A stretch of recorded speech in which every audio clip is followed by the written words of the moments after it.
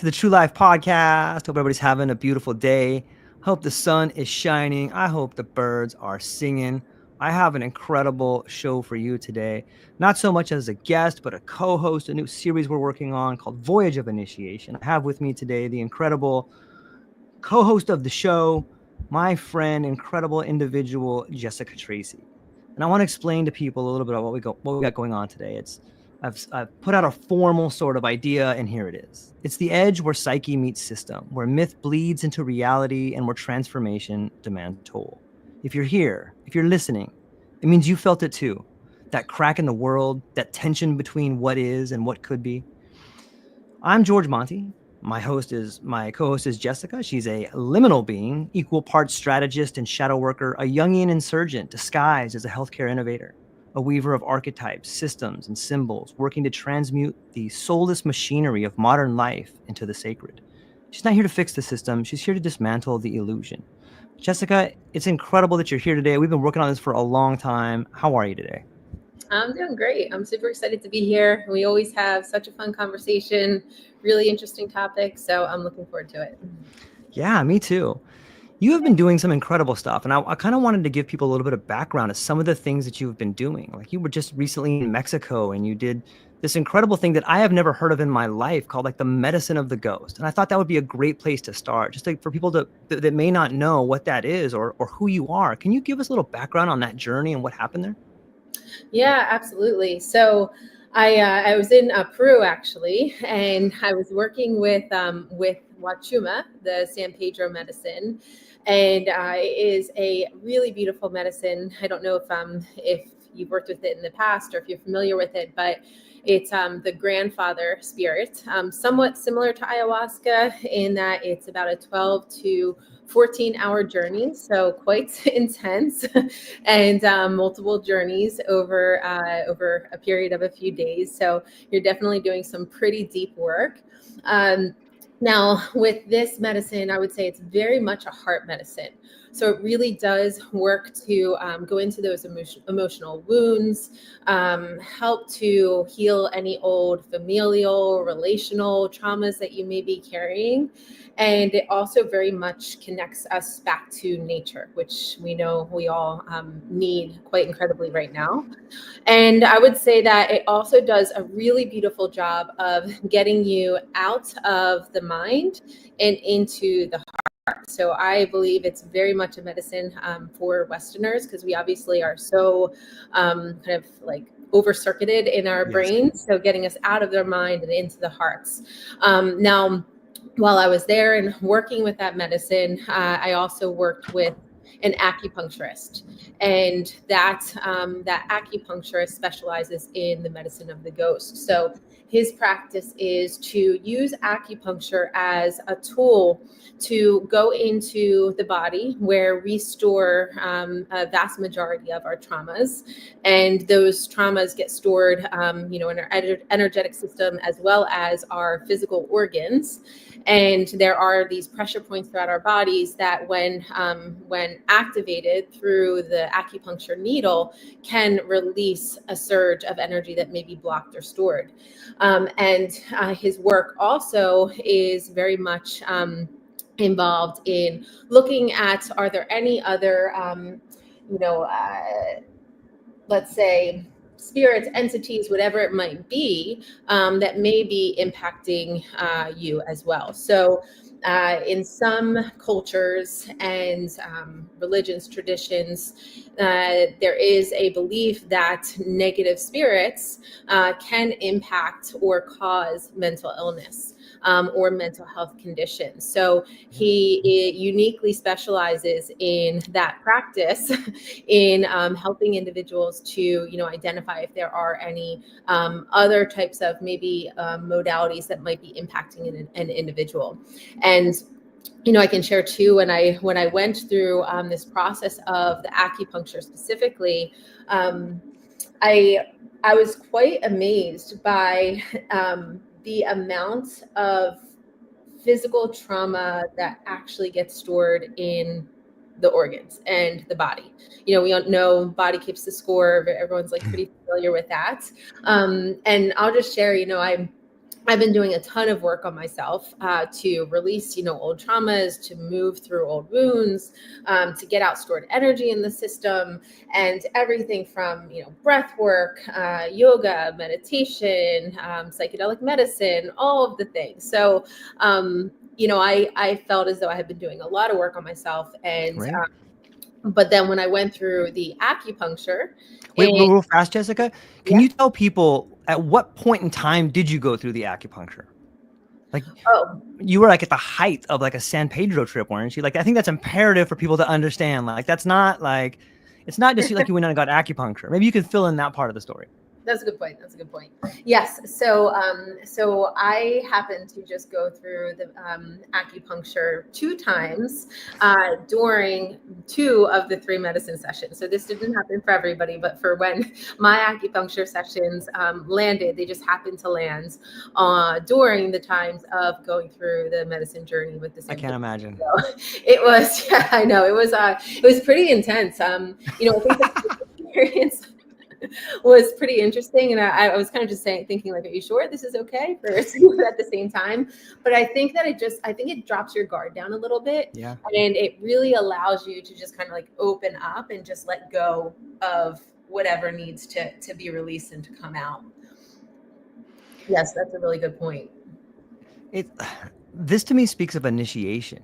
And you spoke a little bit about in the Western world, like you have a foot in both worlds. Like you are a dynamic, incredible individual that has you've worked through bureaucracies, you've worked through healthcare, you've worked in the corporate world, and now you're exploring this other world. Like you have an incredible degree in the Jungian psychology. Like this speaks to me of initiation. This sounds like something that, you're not going down and sitting in a circle, or like you're not going down and doing something. Like at the height of a psychedelic journey, you're getting acupuncture. And that to me sounds like where there's real commitment to the body. Like there's real commitment to the mystery at this point in time. There's no way you can't let go and do that. Like that is just courage on some level. Like, is it a ritual on some level, or how do you feel about it? It's not a role. It's not like you're a CEO or something. Like this is a ritual. This is a real lived event. I think it takes a lot of courage. It did take a lot of courage, and yeah, maybe I'll dive into that a little bit more. So, the first session, like I said, these things, the way they planned it, it is very, they allow it to flow, right? Because they don't want you to overthink things. So the first session that I had with the medicine and going through the acupuncture, I'll say it was pretty intense. It was when we talked, and he said, okay, well, I'm identifying that there is a lot of fear that is stored in your kidney, and there is an overactive mind, elements of overactive mind that's stored in the spleen. So, so he went into those pressure points and used the acupuncture, and I just felt a complete surge of energy just release from my shin area and just like rush all the way up my leg into my hip area. And it was pretty mind boggling at first to experience that surge of energy and to know that, like, yes, I felt that there was, even though I was doing all that work, I felt as though there was something that was off energetically. And it was clearly because of these traumas that I had experienced that I hadn't worked on. They were still stored energetically and physiologically in my body.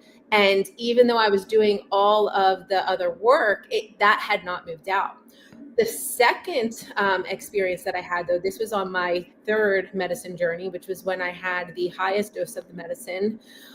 I know that was, I guess you could say it was initiation, because for that day, we went to a sacred site. And at that sacred site, it was focused on working with your ancestors and very ritualistic and engaging with the ancestors and calling them in. And I did a lot of that. I called in, generations and generations and generations to be with me. Now, I expected this journey on the 3rd day to be really almost like euphoric, because I was feeling so much in my heart space from the other 2 journeys that I felt like that's the way it was going to be. But the medicine had another idea for me, and it actually went into a lot of the stored traumas that were still there. And when when that started to come up, we got called into lunch on Wachuma. You actually do eat, do eat 3 meals a day, which is much different, obviously, than the other medicines. So all of this was coming up for me, and I'm feeling it, and it's feeling very unsettling. And as I'm walking to lunch, all of a sudden the acupuncturist comes out of nowhere and says it's time for our session. So I'm like, of course it is. So Ah, so we go, and it did feel again almost like this initiation, because I have this stuff just like bubbling up. yeah. And when we sat down, I talked to him, and I just said, like, look, there's a lot of just kind of this overwhelm of fear that is coming up for me right now. So he said, okay, well, and he felt into my wrist, and he said, there is basically a fear that's stored here around the heart, that's kind of like startling.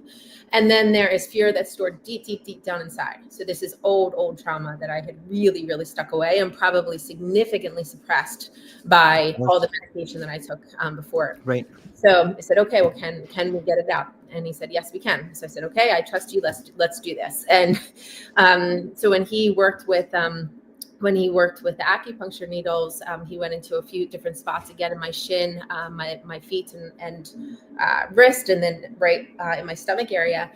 And I'll tell you that when he started with these needles, I was like flooded with just fear, and almost to the point of crises. Yeah. It was quite traumatic. It lasted for about 30 minutes. But at the same time, I trusted the process. I just kept, I asked him, like, promise this is going to stop? And he said, yes. Aside from fear. So I was like, okay, that's good to know. And then I just went through all of those past traumas, and it just rushed out. It flooded out. I had to literally physiologically sit and experience all of it. And then eventually, after about 30 minutes or so, it started to subside. There was still this evacuation process throughout the rest of the day, where I had to still kind of experience this kind of ickiness, this very icky feeling of fear and uneasiness for the rest of the day.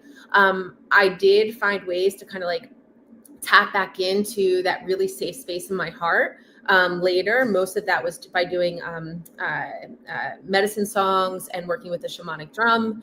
But by the next day, I woke up and I was a completely different person. I mean, I just felt all of that just completely removed from my system. So yeah, I guess you could call it an initiation. Without a doubt. It reminds me of what Mircea Eliade calls the terror before the sacred.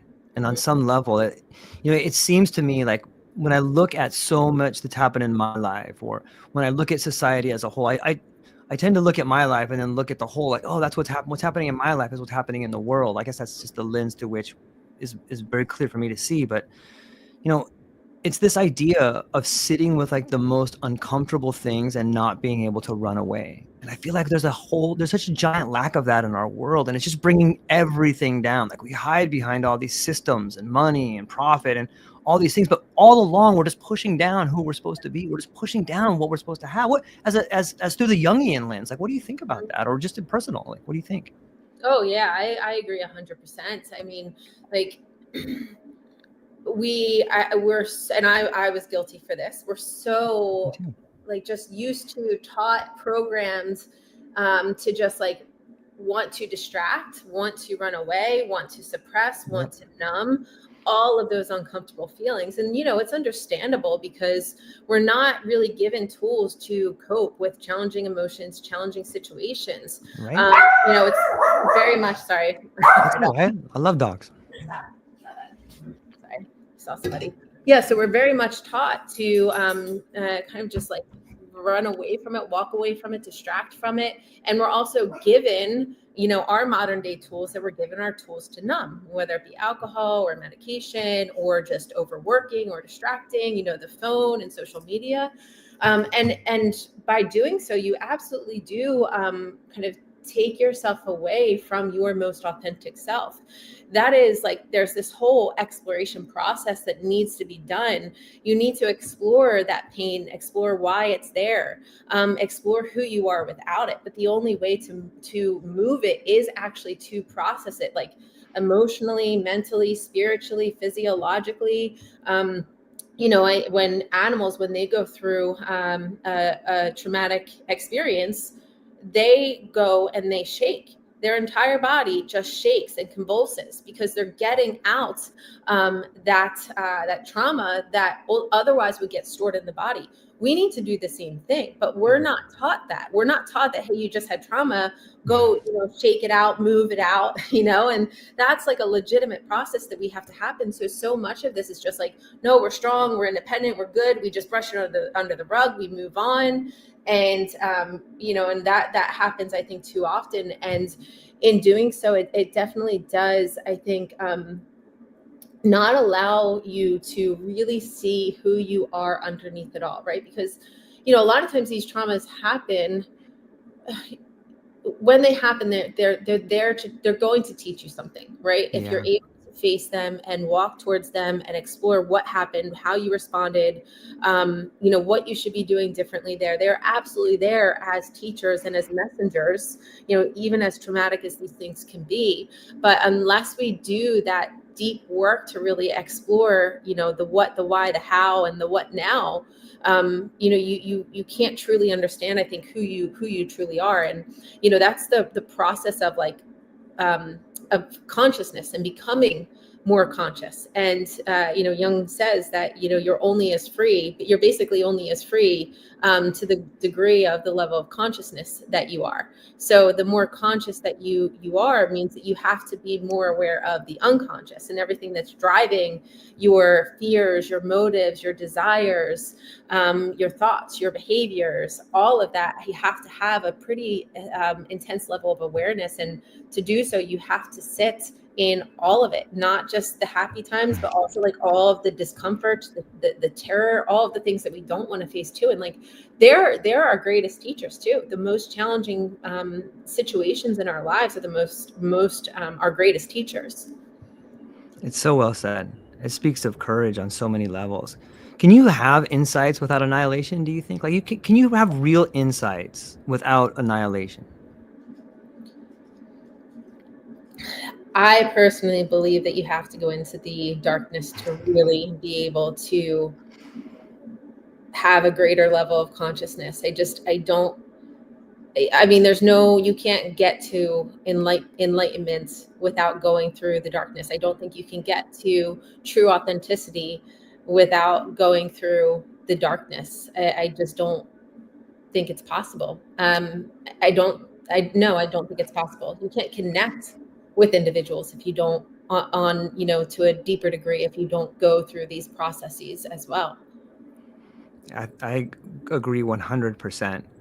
I again, with courage, like, I know some of the things that you've done in your life. Some of mine. Like I've held my son's dead body. I've sat in a cancer diagnosis when they're like, we think it's stage 4. And I've seen a lot, and so has everybody else. So has everybody else. But where do you find the courage, Jessica, to walk away from a life that was providing you a good life, not a great one, but was providing you security? Like, that is a very difficult thing for people to do that have a family, that have loved ones, that are insecure, that have spent maybe their whole life building something, and then they realize this ladder's up against the wrong wall. Like, where do you find the courage to walk away? Like, what was it for you? Like, what was it for you that made you go, you know what? I'm doing something different, and I don't care what anybody says. I don't care what my mom, my dad, my friends, my coworkers, I don't care what they say. I mean, I care, but I'm going to do it anyway. Like, can you walk me through that example? Like, where does that courage come from? Is it something that builds up? Is it a weight on your shoulders that just drags on you until you do something about it? Like, what is it? And how did you do it? I think it's a combination of both. I do think that for me, I think a lot of the anxiety that I was struggling with, like you said, I had a very comfortable life. I was making a ton of money. I was traveling all over. You're crushing. Yeah, working my way up and the corporate ladder. But at the same time, I just kept feeling like, is this it? It just kept saying, like, the more money I would make every single time, it'd be like, the huge check for a big sale or something. And it would just be like, but I didn't feel any different. Right. Or it was like something, felt good for the time being. And then you just spend more. So to me, it was just like, this just feels like empty. Now, granted, I love to be, travel the world with money and like be able to help other people donate. Like that was obviously something that was really important to me and beneficial. But I felt that there was more, and I knew that there was something greater for me. And where I was at, it just didn't seem like it was it. So that's one of around just this like awareness of like there is something more. There was way more, and I just didn't want to keep living my life in the direction it was heading. And then I think the other aspect of it is the anxiety and the insomnia that comes with not listening to, I guess, kind Yeah. of like that call, right? That call to action. And that actually caused me quite a bit of anxiety. So the anxiety was caused by traumas, but it was also caused by like, hey, you're not in alignment with who you truly are and your highest purpose. You need to start making some moves. And the longer I didn't listen, the less I slept, the more anxious I got. And it basically just said, you know, you have to like make the moves. And I think what happens is, for me, like anytime I'm scared of something and I have fear, I go towards it. I have to walk towards it. I want to walk towards it. I want to see what's on the other side. So for me, it's just knowing that if there is fear around something, it generally means that I have to do it. So then it's finding like the best path forward to see how I can navigate that in, let's say, the most exciting way possible, because you have to explore fear with curiosity and excitement. You can't look at it as fear. You have to look at it as, okay, there's just something in the unknown here that I'm not aware of yet. I have some level of fear, so that probably means that there's something on the other side that like is for me, and here's like another kind of tester level that I have to like face to get to it. So I kind of look at it as more as like a challenge, or you know, a little bit of like curiosity to go explore that path. I love it. It's such a beautiful answer. We got my good friend over here, Robert Sean Davis. He says, the courage it would take integrating those together, beyond incredible. Robert, thanks for being here. And indeed incredible. I've never heard anybody do that ceremony and get acupuncture at the height of a medicine journey. Like it's remarkable to me. And to get to hear some of the results from it, I'm so thankful for it. Clint Kyles, I love you, buddy. He says, yeah, it's hard to walk away from the perceived security. I think that's where we're at right now, Jessica. Like it seems to me that the world is changing so fast and the rate of change is so fast that people are going to be demanded to make a change, and you either can choose to do it or you can choose not to do it. But the choice is yours today. Like the world is changing so fast. And if you have an opportunity to step in to who you're supposed to be versus who you want to be, I think you should definitely take that chance. It's out there on so many levels. When we talk about ceremonies or plant medicine or Jungians, I always say something about what Clint yeah, said. please. I love Please that he do.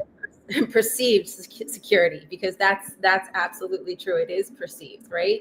Because Yep. the other thing I realized too is like, you don't really need all that money. You know, like you really have to figure out like how much do you actually need, and then like what right? It's just the shifting in values. I think that my values were a little construed at the time, thinking that like that success, like that's I guess what I had defined as success. And I just have a totally different definition of success now. No, I think when you're in this space, like you can still make good money and a good living, right? You're putting something energetically out. And ultimately money is another energetic exchange. So there, you know, you can still, you know, be doing really well in this space. But I think that it was just like a perceived security that you know, the safe, the steady job, you know, the title, the resume, the finances, like all of that did mean security.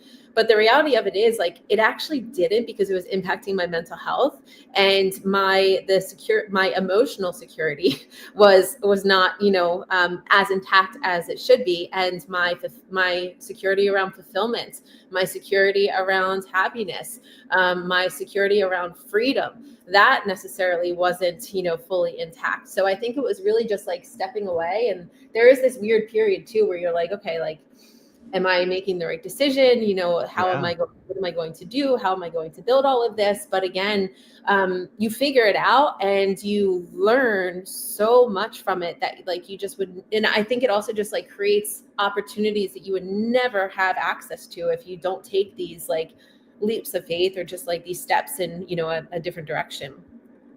Yeah, it's well said. Joshua Moyer, the incredible musician, the incredible individual. Oh, Joshua Moore. I got Roberta coming up next, but Joshua says also the security of the world is a slippery slope as well. Mm, very true.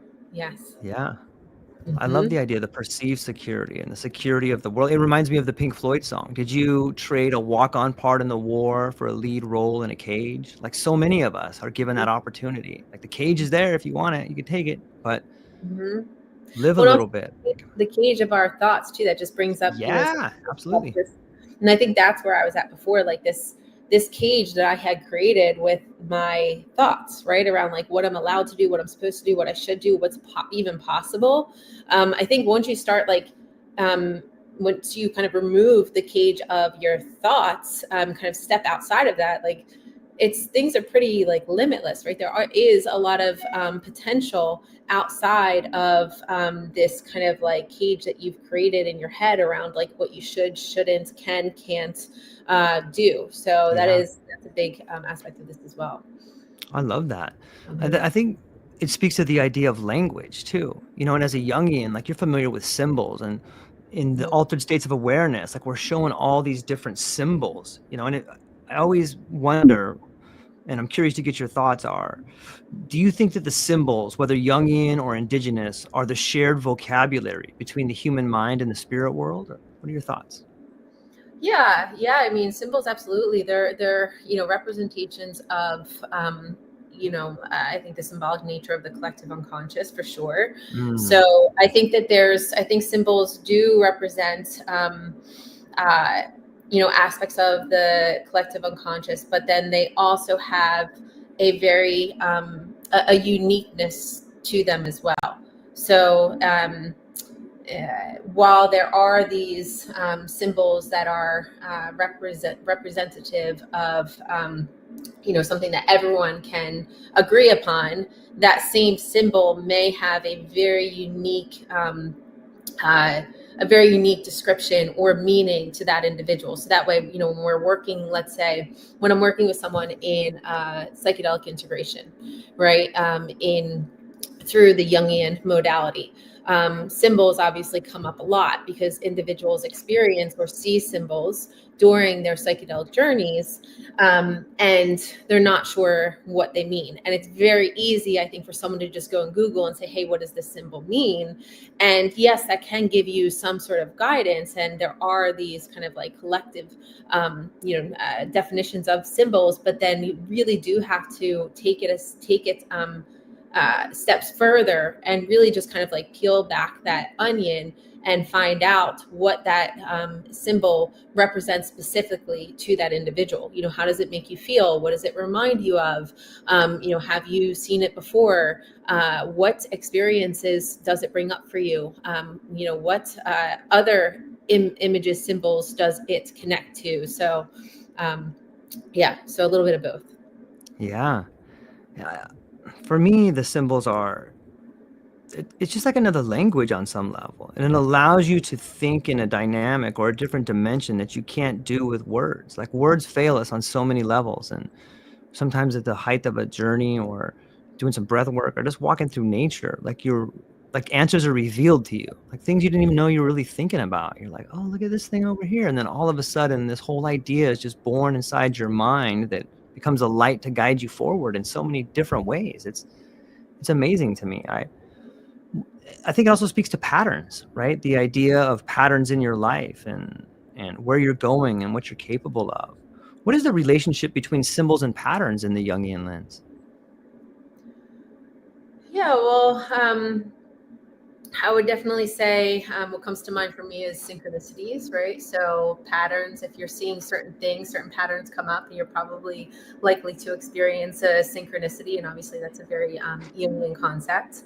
And I think that, I think that they're very intertwined. To me, just the concept of synchronicity comes up, and just knowing that, there's these symbols, images, experiences, emotions, feelings that may arise just to give you, let's say, guidance or a knowing that, hey, you're on the right path, or hey, here's a message for you. I do Yeah. think that ultimately they are kind of just like messages that are being delivered to you through symbols, through patterns, just to give you guidance, whether it's you're on the right direction or perhaps shifting a direction, or perhaps just giving you, a message from your unconscious, from your psyche, from ancestors, whatever it might be.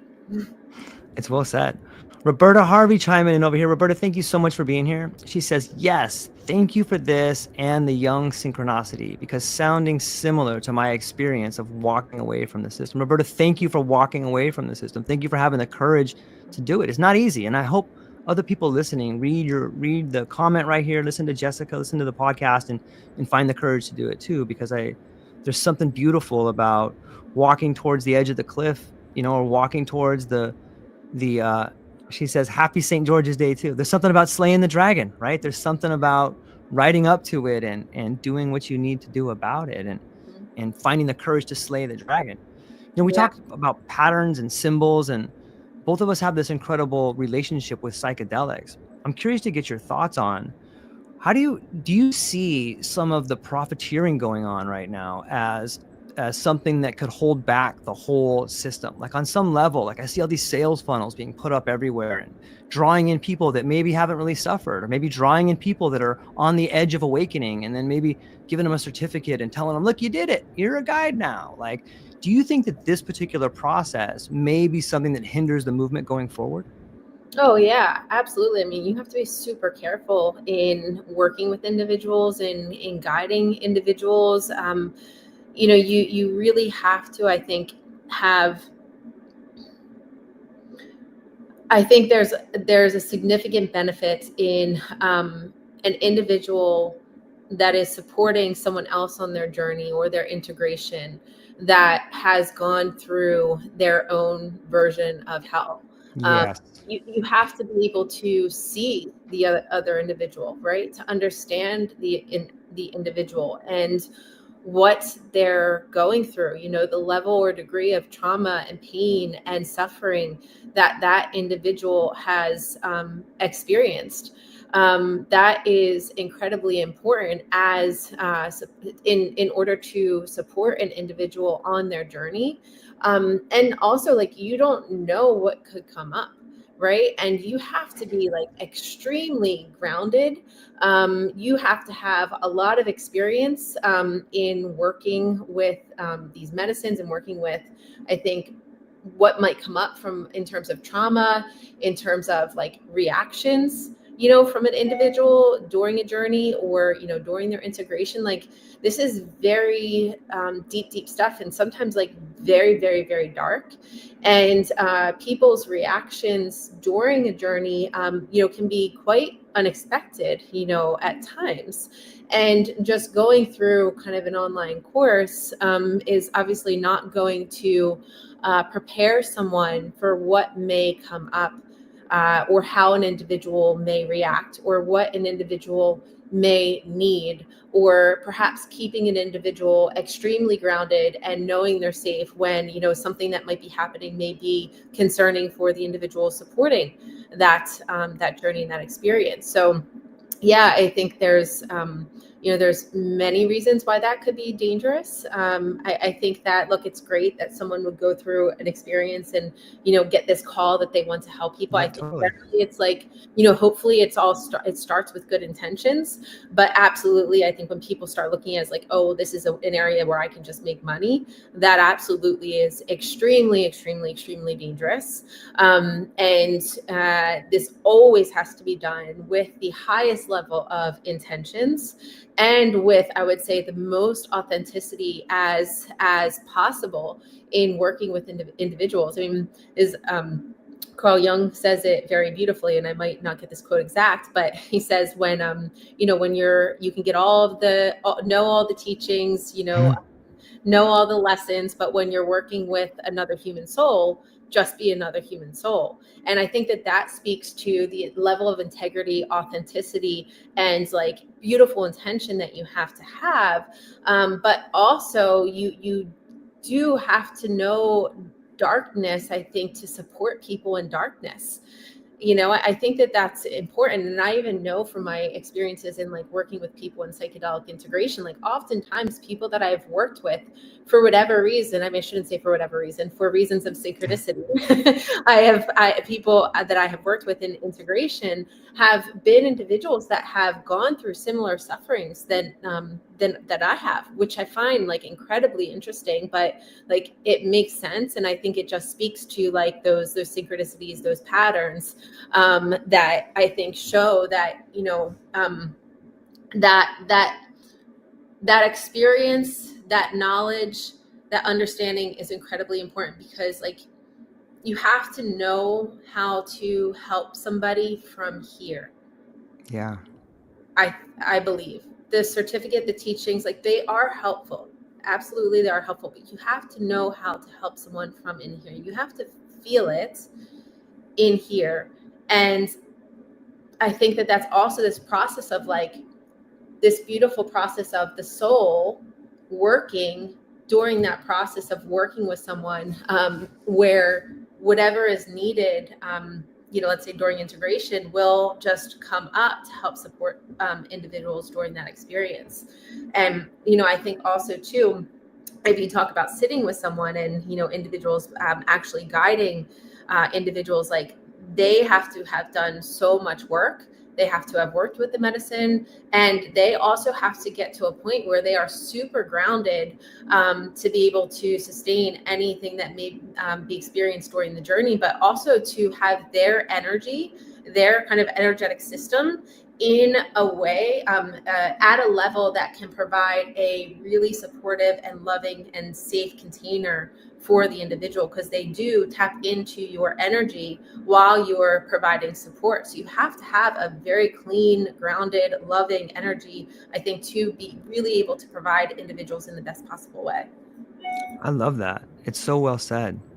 You know, my advice for people that want to be a guide, or if someone wants to be a guide, like it's a noble calling and I get it, but I think if you want to be a guide, like you should be automatically moved to the back of the line. Like, are you sure you want to be a guide? Because the world, the divine intelligence has a way of like hearing you saying, I want to be a guide, and then ripping your family away from you. Oh, you want to be a guide? Let me just go ahead and kill the person that's the closest to you. And then you tell me if you want to be a guide. You want to be a guide? Let me just throw this incredible curveball that feels like the world crashing down on you. Because that's where you begin to learn the language of experience. And without the language of experience, you know, you're not really doing anybody injustice. If I teach someone how to change the oil on their car, they're not a mechanic. Like they might be learning to be a mechanic, but they're not a mechanic. And when, like you said, when you start having people trying to help other people that don't have any experience, that's how you get the modern day school system. Like that's how you get all these systems. We start slapping labels and roles on people without the experience. Like that's a recipe for disaster, in my opinion. Is that too harsh? No, I think it's important. I mean, you're talking about working with people in an extremely vulnerable state, Yes. going through their deepest traumas, their deepest fears, and, you know, also their maybe perhaps like most blissful experiences. But like all around, I mean, the individual has to be prepared in every aspect, right? You know, like there can't be Yeah. any like egotistical aspects that come into it. You know, like obviously narcissism is really dangerous in this world as well. That's an extremely dangerous aspect to, you know, bring into this world. So yeah, and you know, if you think about like um, traditionally, individuals that would be supporting participants through this journey are shamans. And often shamans are the wounded healer, right? They are the individuals that have gone through like such darkness, such hell, to the point where it's almost like a sickness. Many of them may not Yeah. ask for it, but they're given it, right? And they have to go through that that deep darkness, come out on the other side with support of other shamans, and then that is generally that kind of like initiation to bring individuals to working with others. So yeah, I would say that we definitely have to be careful. And to your point, like yes, if you have that calling, and that's a beautiful thing, but you know, maybe it's just a lot more, maybe just make sure that you've done your own deep work and have looked at Yeah. your darkness before, progressing forward. Yeah. I don't understand how like the commodification of spirituality can't come with like a large dose of self-importance. Because the moment you start selling something, especially if it's authority, like if you are someone who's selling a certificate, like you're selling authority. You're saying, look, come down here. I'll help you. But just give me some money first. Just give me like 10, 20 grand and I'll totally help you solve all these problems. Like what are your thoughts on the commodification and self-importance? Can those things ever be unchained together? Yeah,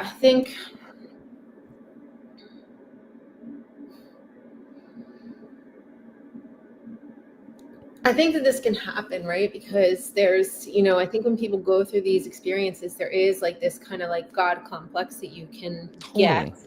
Totally.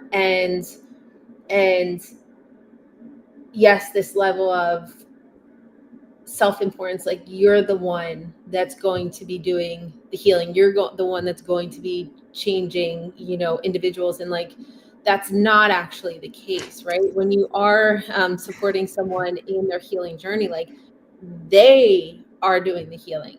They have the power inside them. They are the medicine and have the medicine inside of them.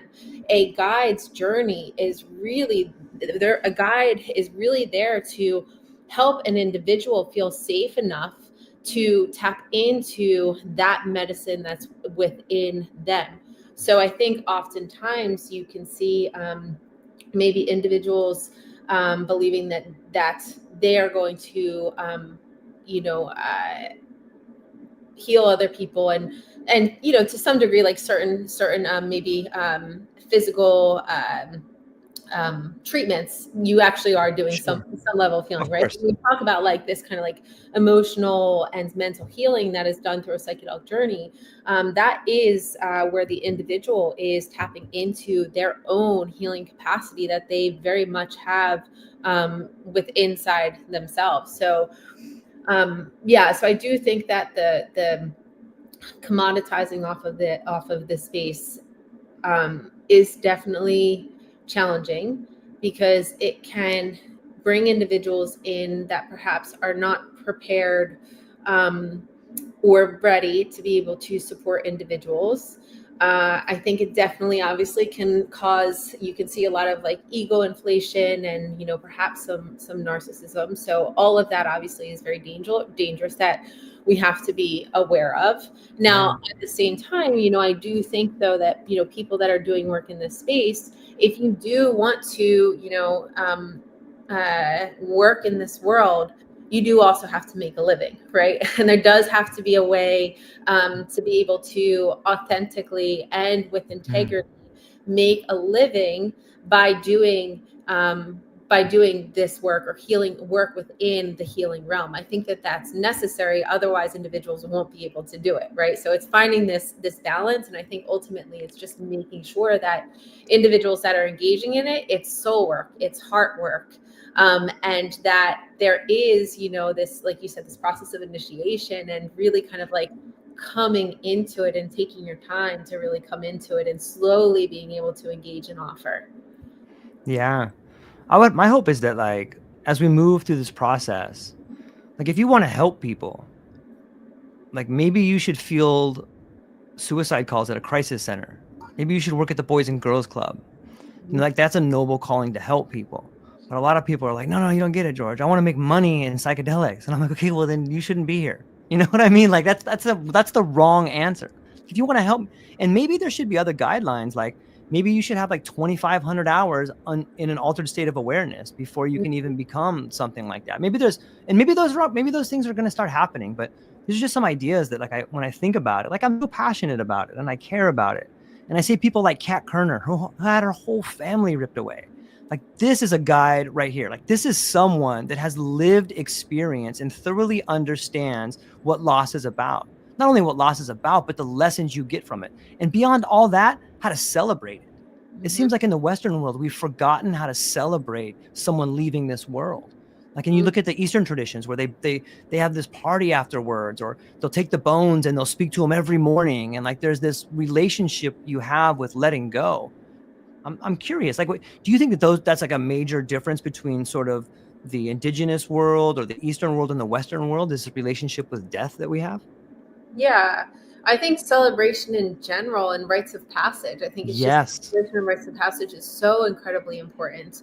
Um, yeah, it's something that we don't really have. We've lost in our culture and our society, like every aspect of it. Even starting with coming into womanhood when Yeah. girl gets her first menstrual cycle, or her starts her moon cycle. In other cultures, they do a whole ceremony, like bringing you into Yeah. womanhood. And now it's just like, oh, here's this gross thing, or here's this. Now I'm embarrassed because it's in front of my friends, and it's like there's shame around it. Yeah. And that's I'm actually going to be working with this woman from Ireland who does all of these rites of passage, and structures these celebrations around, like you said, celebrations around death, ritual celebrations around even something like a hysterectomy, celebrating what was lost and celebrating this kind of new Yeah. birth that was gained. And I just think that everything, there's like a lot of maybe like entitlement, entitlement of just like, we can have whatever we want if as long as we decide it. But you have to, I still believe you have to kind of like earn these things through your heart and through your Mm. soul. And then also just provide them, go through these experiences in a very intentional way. So yeah, with death specifically, I mean, there's so much fear around death in our society. But once you, I think, really understand death and consciousness and the universe, like it actually is a means to celebrate, right? Because like there's so much suffering in this world, and really we're here to learn, right? It's a Yeah. school for us to be here to learn. And there's more suffering here than one can likely experience anywhere else. So there is kind of this celebration that should happen for individuals when they pass on. And at that point they're going with ancestors, like all of their ancestors, and they don't experience and have to feel the pain and suffering that we very much do here on earth. So yeah, I definitely think it's something that we've lost sight of, and I think should be brought back. And I would love to start bringing that back. As I mentioned, I'm going to be working with a Celtic shaman just to actually just start to learn these traditions of my Irish heritage, and that my ancestors practiced, and start to bring them back to people, because I think we're just, in general, we're so disconnected from everything. I Yeah. didn't know much about my ancestors. I didn't know much about ancient healing practices that we did in Ireland, or how we celebrated, or how we kind of like came together in community, and how we experienced these rites of passages. So it's something now that I've is very near and dear to my heart, that I'm really very deeply engaging in now moving forward. I can't wait to check that out. Like, I think you are an amazing example of what is possible when you have the courage to wrestle with uncertainty. Like, you do so much cool stuff. I think it's such a cool thing for people to go and see and learn about. I Let me jump to some of these comments. I got them stacking up over here. Sorry, everybody. I'm just enjoying my time with Jessica, not sharing it with everybody else. Lighter, what's cracking, my brother? He says, yes, we are always relating to parallel versions of ourselves, Yeah. recapitulating our own journey. Any thoughts on that? Oh yeah. I'm trying to gather my thoughts around that. Yeah, like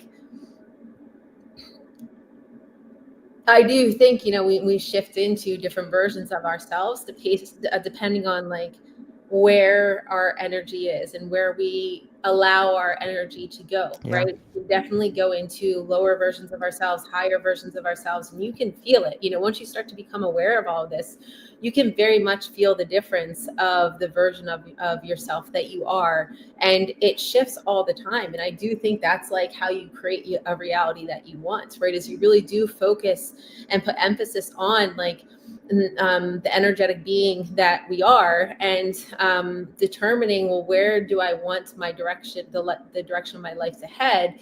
And I need to then align my energy up with that, right? So if I'm always in a negative, fearful state, I can't open up these like incredible opportunities, or these like, really exciting opportunities for myself, because I'm in a state of fear, and I'm basically saying that I'm too afraid of them, right? Or if I'm feeling, let's say, a level of unworthiness around something, then that opportunity might be there for me, but it's not going to come to me. It's going to stay far over there until I decide that I can do it, or I'm worthy enough, or it's for me. So I think that aligning your energy with what you want in your life is really what kind of like helps you to create that desired reality. And that very much is depicted by your thoughts. And I think our thoughts are kind of like this, our thoughts, I mean, the thoughts that you choose, right? Also are, I guess, kind of determining what version of you are you at this very time. And what is great is you do get to choose every single time. You get to choose, and it's really hard, right? Because these thoughts are a little like obsessive, or we've got complexes, we've got egos, we've got these like energetic charges that are inside of us as well, that are going to show up based on a certain situation or trigger or experience. So like none of this is easy, right? You can like it's easy to say it, but it's something that you have to like literally practice like all day, every day, to just like continue to learn how to ultimately like manipulate or maneuver. Manipulate is probably not the right word. There's a negative connotation there, but like maneuver your energy in the direction that you want it to be, to kind of like live and experience this version of yourself that you want to. But at the same time, like falling into other versions of yourself is okay too, because you're always going to get something beneficial and learning out of that. Like I used to have so much shame when I would fall into a version of myself that like I didn't want to react that way, or I didn't want to like get so caught up in this emotion. And I still do. And I have to sometimes step away, and I would get shame or guilt, but that would then make me hold on to that version or sink even deeper in that version because I had shame or guilt, versus recognizing like, okay, I experienced that. I feel that. I recognize I went there, but that's okay. And now I can choose to shift, and you can once you start to like make these choices, you can like physically feel the shift in your energetic body and in your emotions. And again, like I said, it's a practice, and it's something that you constantly have to do. It's so well said. It makes me think of the ideas of like inner dialogue, or you hear voices, or they're so destructive sometimes. And if you can't stop that pattern from happening, you cut that groove even deeper, and it becomes even more difficult to come out of those particular situations. How does your inner dialogue work, Jessica? Do you hear something? Is it a pattern of thoughts? And how do you change or manipulate or work with or agree with or come into conversation with the inner dialogue? Mm-hmm. Yeah, I mean, it depends on where I'm at. Sometimes it's sometimes it's True. great, and sometimes I can't stand it. Like it just Yeah. depends Yeah.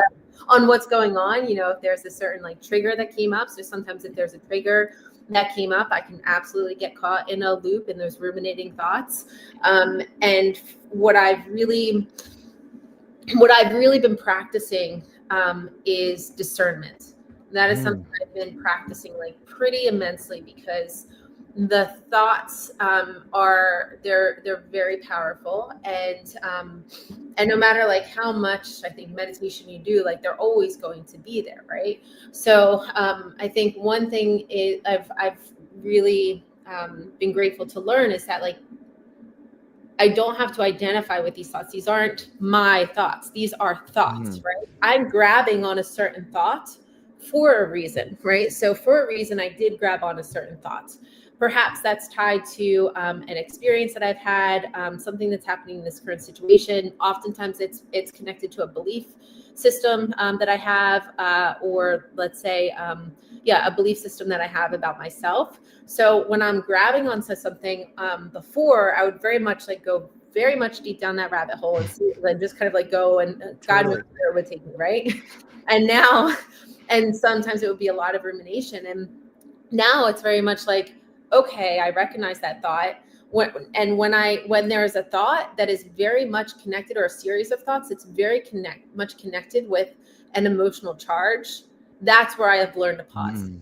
That's where I think you get sucked into this like deep dark portal of like just I think some really distracting thoughts. And when they're very much connected, that's where I have to pause and say, okay, like there's an energetic charge here. There's some sort of complex that is grabbing onto this thought for a reason. So where is it coming from? Is it true? Do I believe it? What is it telling me? What do I feel like I need because of this thought? And do I need that right now, or did I need that in the past because it's connected to something else? So there's just like, now when I have these thoughts, there's a lot of question asking or like discernment that I do. But I think the key has been for me is the physical body, the physiological body, because oftentimes that energetic charge will come through. And I think that's where I would have so much a challenge to discern or to stop the thoughts or from like progressing or getting sucked in. So being able to recognize, okay, there's a surge that came up in my body, and I'm now connecting it to thoughts. Oftentimes what I've learned is that, there's going to be an experience that happens, let's say a trauma or a trigger, and that trigger is going to arise, and you're going to get thoughts saying, danger, danger, danger, basically, right? Because what happens is it's feeling something in your body that feels bad. Your brain doesn't really fully know what's happening. It just knows something bad in my body just happened. I feel fear.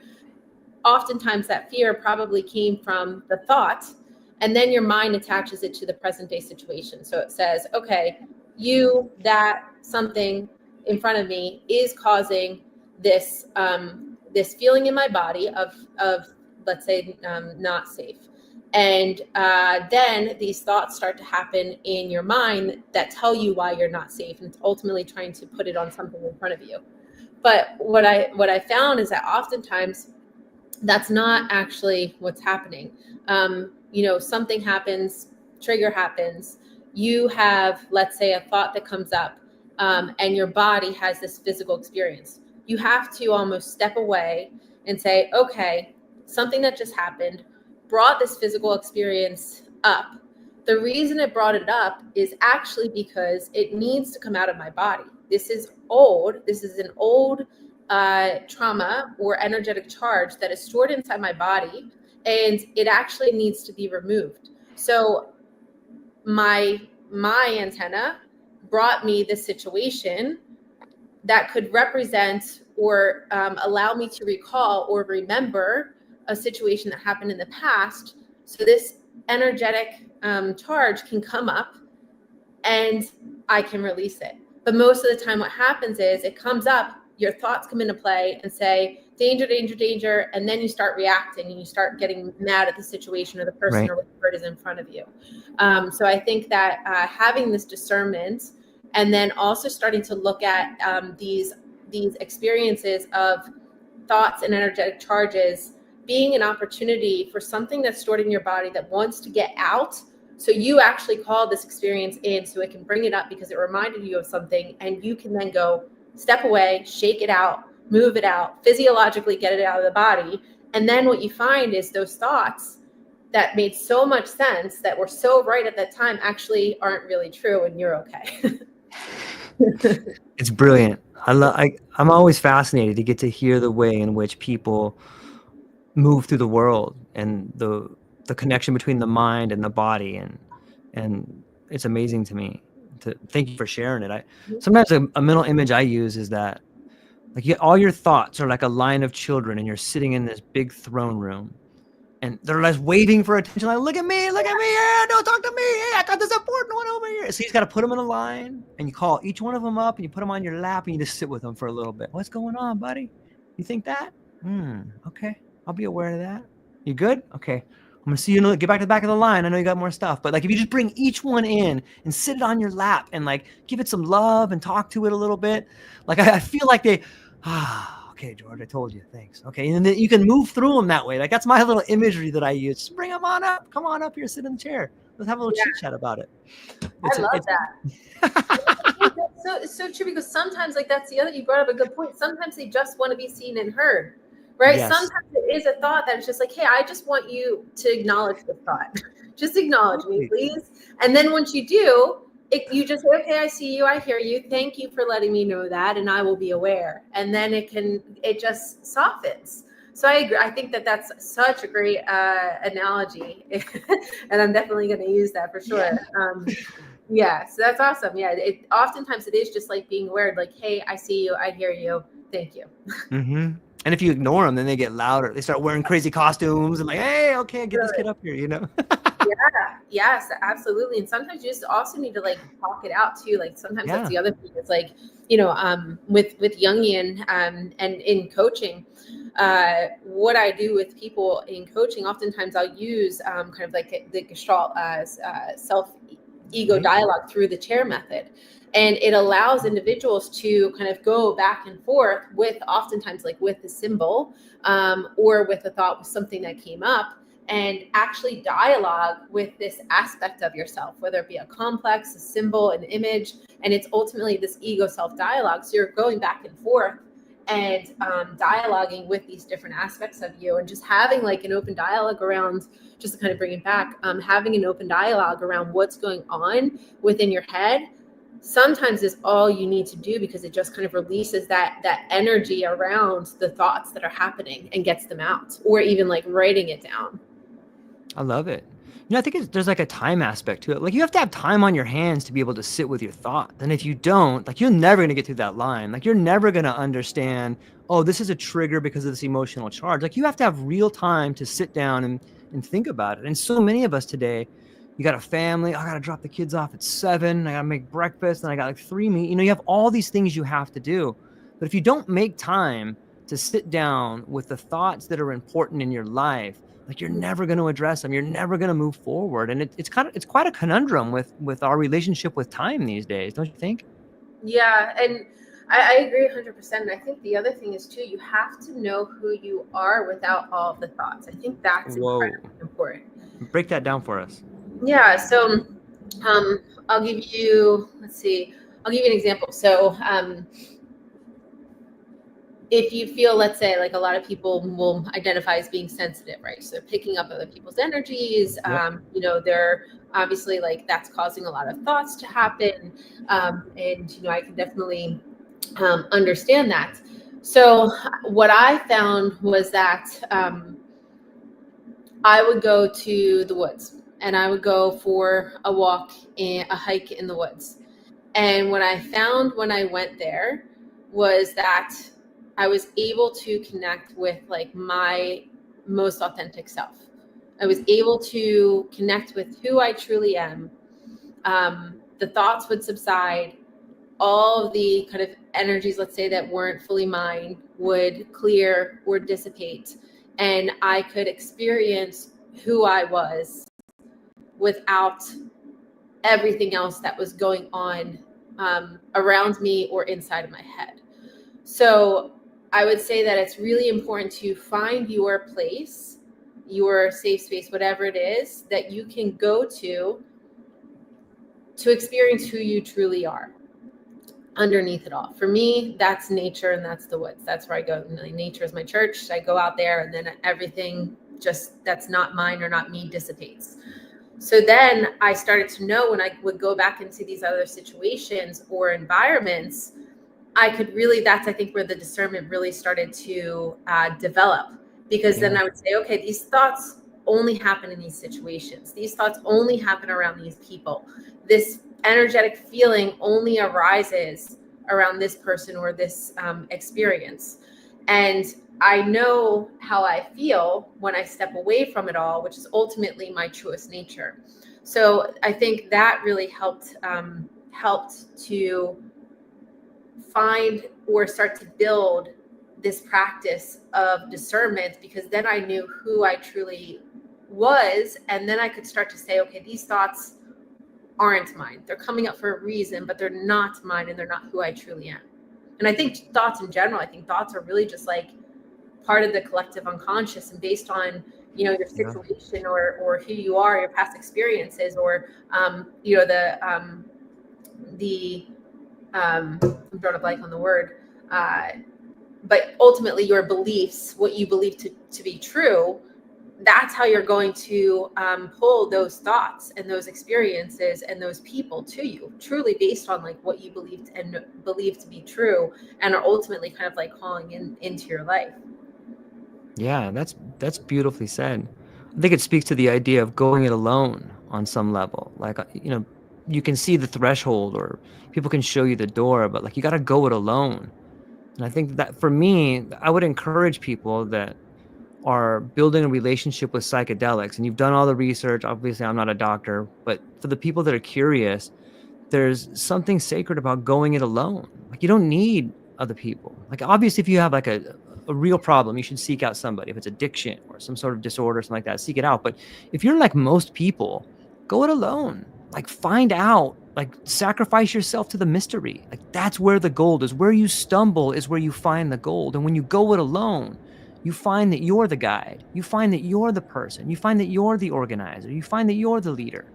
And it's interesting to think about the relationship you can build with inner ancestors. I had a great podcast a while back with Eric Kaufman, who's a tremendous teacher, and I was asking him about masks. Like, hey, Eric, what do you do when you realize that you are wearing this mask and now you've taken it off? Do you burn it? Do you bury it? Or do you bow to it? And he started laughing, and he goes, I don't see it that way, George, because I don't see him as masks. I see him as inner ancestors. And that was the first time I really heard that lens. And he goes, you know what? And I don't like to betray my inner ancestors. The guy that really wanted to make this thing happen, he wasn't capable of it. But you know what? I'm capable of it only because of him. And that guy's cheering me on right now. And like I get goosebumps when I think about it, because it's such a cool lens to get to see it through. Like, yeah, why not reward that guy instead of being shameful or sad? Like, that guy was the guy that got you here, or that girl was the person that got you here. And like, the voices stop. You know what I mean by that? Just the 3 a.m. voices, the 2 a.m. voices stop yelling at you when you start celebrating the person that got you there. What are your thoughts on masks versus inner ancestors? Oh, I love that concept. I haven't heard that concept, but yeah, absolutely. I mean, yeah, I don't believe that there ever needs to be shame for the people that we once were. We were that, like, we're all doing the best we possibly can, you'd hope, right? And we're just a collective. We're just basically like a collective of our own experiences and surroundings and, information that we have access to at that time. So, I try to always believe that people are doing the best they possibly can with the information that they've been given. So yeah, you can only be, who you're capable of based on that. And yeah, that person that I was or that you were, it ultimately is what got you to this place right now. And I'm, I think for me, I just have nothing but love for those past versions of myself. And I'm proud of the past versions of myself, like for the amount of suffering those versions of myself have gone through, and like trauma and fear and darkness and like, like the scary experiences that had to be lived, and the fear and worry and doom that I had to experience. And I think when I first started being more vocal about this work, and it was there, I think I had a little bit of shame, and maybe had to get like comfortable talking about anxiety and panic attacks and panic disorder and ADD and drinking and taking pills, all the medication that I took. Totally. And I definitely had, I guess some people call it like you're coming out, Yeah. with just sharing all of this. And there was a little bit of that. And, but at the same time, it's who I was. And if I didn't go through all of that, and if I didn't experience all of that, like I wouldn't be able to do the work that I'm doing now. I wouldn't be able to connect or help the individuals that I'm able to, because maybe they've had similar experiences or are dealing with similar situations or have in the past. So like for me, like I know everything that I went through, I had to go through, not only for myself but for other people, and I think that that's very much the case for everybody. Yeah, I love it. I got some people stacking up over here to the audience. Actually, I have a picture of myself and My best friend just Yeah. away. And I keep it That's here, just to remind myself of like, you know, of our younger versions of ourselves and these kind of inner children that we keep with us. And I think that like this is who we should be making proud, as the younger version of ourselves that, could hopefully, if they were around today, would hopefully be looking up to you, or maybe you would be able to help them. But yeah, so it's always just a reminder of, who we once were. I love it. It reminds me of the question, who were you before your name held you hostage? You know what I mean by that? Like when you're a child and you have all these dreams. I worked at the Boys and Girls Club. I like to go down and volunteer sometimes. And there's a little boy that's like, I'm gonna be an astronaut, George. I'm like, yeah, totally. You could why do you want to be an astronaut? And then some other kid's like, you'll never be an astronaut. And I'm like, why not? Like, why can't he be an astronaut? He could totally be an astronaut. But it's just so interesting to see the way in which, our names on some level begin to hold us hostage. Like, oh, I'm this or I'm that. It's interesting. But so when you brought up that picture, I was like, I see this smiling little girl, and like I see who you are today. It's out there living life and exploring. Like I can still see that same girl there. It's beautiful. No, thanks. I think that like I think we experience this in our adult life too. Like there's always this like continuous like undoing and of like this like labeling of who we are, and it's always tough to describe when you're trying to like make a website or do your LinkedIn page, like try to describe yourself. It's like it's really challenging because you don't want to use labels and stuff like that, and then too, I think as you are in this space, I know for me, like I always want to, I'm always kind of coming into something new, and there is this aspect of just like, I'm not one thing, I'm many things, I appreciate so many different things and I want to engage in so many different things. So like just being a very like multifaceted, like multi-passionate individual, like is very important to me. So sometimes I can even get caught up in like, oh, is this too much? And it's just like, I just am just becoming. So whatever that version that's coming is just where I'm going, and we'll just see as it develops. But there's always like this weird thing that I can feel in my ego, and I think it's subsiding more and more because it's just getting used to me just doing something new and becoming something else. But it's always like, oh, well, is that going to be weird, or is that going to be too much, or is this just like another, is this how is this going to look? And you can't care, you can't worry about that or care anymore. And you just have to like literally just be and just keep becoming more and more. And when I say more and more, it's just more and more of like your true self, more and more of what you can experience in this life, more and more of who you can be in this life to yourself and to others, and more ways to just like fully experience living this life. Like for me, like I just want to experience a lot. I want to, help myself, help other people as much as possible. So I definitely think that like even growing, there's always, I think, that aspect that can hold you back. And I would say just never let it. Yeah, it's so true. It's the power of curiosity and the courage to follow it on so many different levels. Who do we got over here? Robert says, wow, what refreshing light, courage, and perspective. This is healing experience, just witnessing the compassion and testimony of personal responsibility. Robert, thank you for the kind words. It's beautiful to hear. Roberta, thank you again, Roberta, for being here. I really appreciate your time and your effort and being part of this conversation. She says, I've observed the changes over past 15 years regarding ayahuasca that I didn't partake back then either, and returned to England, and I had my own unique spiritual experience. Yet back then it included a sweat lodge, no meat. Last August, I did partake in silly meat, no sweat lodge, and folks eating meat. I messed up and didn't listen to myself. What are your thoughts on that, Jessica? Well, yeah, it sounds like she tapped into spirituality in ways other than psychedelic medicine, which absolutely is possible. I know we were talking about this with Dr. David Sullivan. Love that guy. Yeah, there's plenty of ways that individuals can engage in spirituality. Spirituality, I think, is just like becoming more of your authentic self and evolving into more of your truest being. I think that is like spirituality right there. So there's plenty of ways that you can engage in that.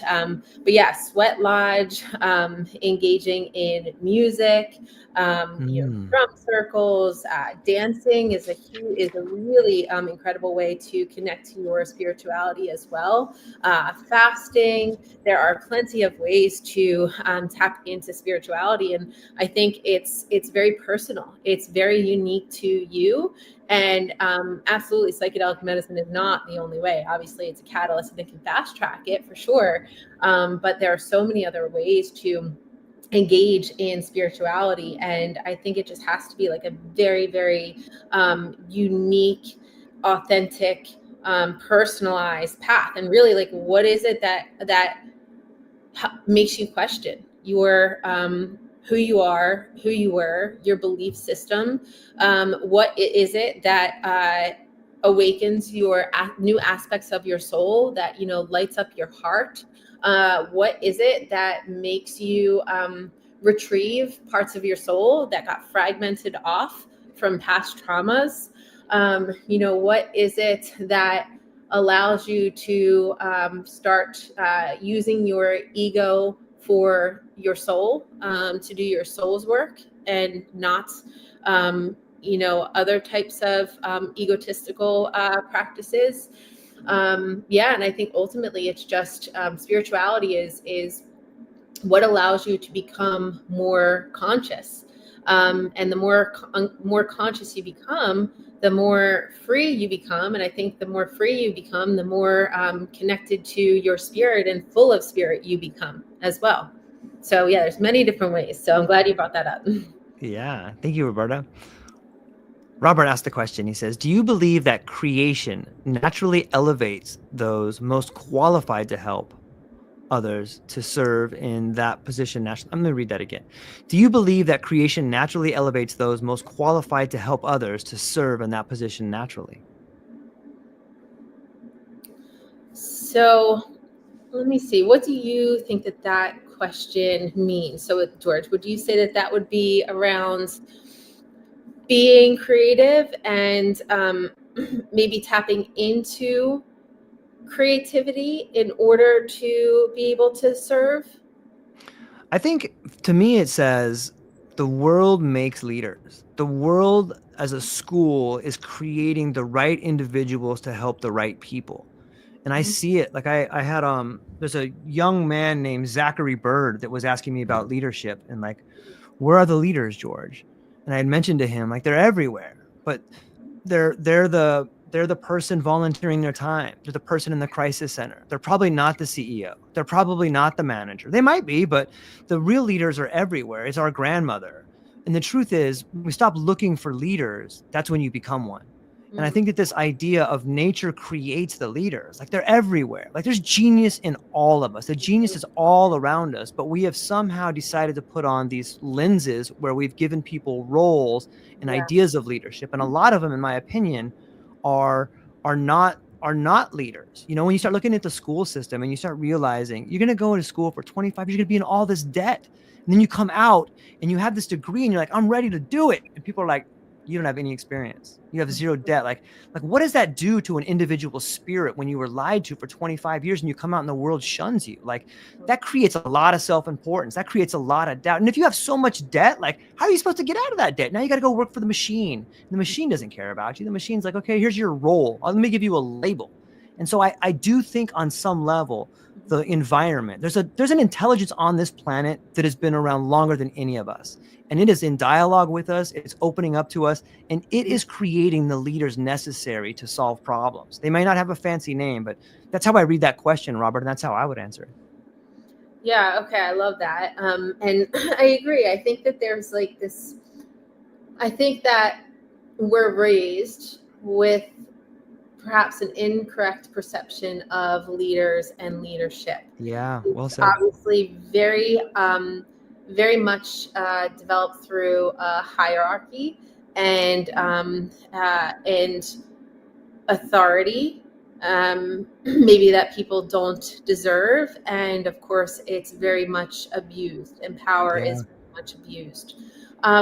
Now, I think, like you said, there are individuals that are leaders. And to your point, we all have leadership Yeah. within us, right? Right. Right. I think the question becomes, how do you allow the leader within you to do your soul's work? Mm. Because everyone is a leader and everyone has a purpose, right? Right. And it is a function of gaining maybe enough courage to live that out. Yes. Everyone has their own unique purpose, and because of that, they are a leader for that very specific thing. And there is an element of courage that is required to come out and authentically be that and authentically live that. And I think this kind of like, I do think that there are perhaps things that will happen in our life that's going to push you into that if you're not Yeah. listening. And I think people will get that call, and oftentimes people will refuse the call. That's the hero's journey, Joseph Campbell's Totally. hero's journey. And, they'll be afraid of the call because I think that we don't maybe have enough examples of what these kind of like homegrown, just kind of like authentically developed leaders have been. So there isn't maybe so many people that we've been able to look to say to be good role models or good examples. And that's not necessarily there are obviously good leaders out there, but I think that maybe it's just this perception that we have of what leadership is, meaning you running a company or it's more just tied to like societal structure and business versus like being a leader in your community, being Yes. a leader in your friend group. And when I say that, that actually means like activating the leader in each and every one of those individuals in your friend group and in your community, so everyone knows like where their unique gifts are and how they can really allow them to come through. And ultimately, when you do that, then you have to learn how to like serve individuals. Basically, like how can you authentically express and authentically put yourself out there, or put yourself in a situation where you can do your soul's work and you can serve the individuals that you are meant to support, in that process. It's well said. Thank you, Robert, for the question. I really enjoy it. I'm going to read this comment right here, and then I'll get close to landing the plane. I know you're tight on time over here. Robert also says, the mask is there because in our current reduced state, we are capable of more power and manifestation than our neural pathways can process. I see the mask as the tool of diminishment that allows us to remain in this form to learn new lessons. Normally, when it is removed, it equates to great pain and transformation. I have the greatest audience in the world. Are you kidding me? Like, this is so deep. Like, thank you, Robert. I love it. It's amazing to me to think about masks. But as we're kind of coming up on this time right here, just because I wanted to give you some time to reflect and what do you have coming up? What are you excited about? And where can we be looking to see more of what you're doing?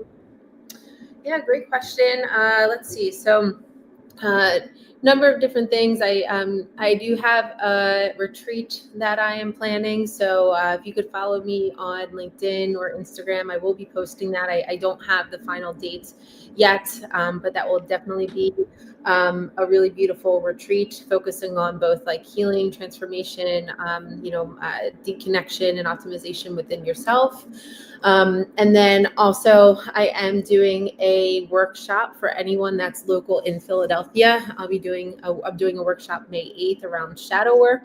That will actually start with a shamanic drum journey to kind of awaken the shadow that's deep within you. I'll be doing an art therapy exercise, a Jungian art therapy exercise throughout that process to kind of transcend the shadow from the darkness to the light, and then close that out with a gong bath to allow you to really embody this new version of yourself and this kind of light on the other side of the shadow.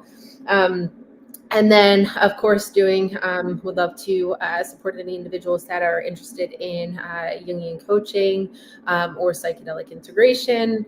And then for any of my friends or community in the business world, I am, of course, focused on integrating alternative healing modalities, whether that be psychedelics or any aspects of mindfulness and holistic practices into the traditional healthcare ecosystem. So whether that be integrating into the medical system or incorporating these I guess alternative, we wouldn't call them that, but holistic modalities into an employer's wellness or benefits structure. Really looking to kind of bring these aspects and education on these modalities into the corporate world, because ultimately I want more individuals to be aware and have the choice to access them if they'd like to engage.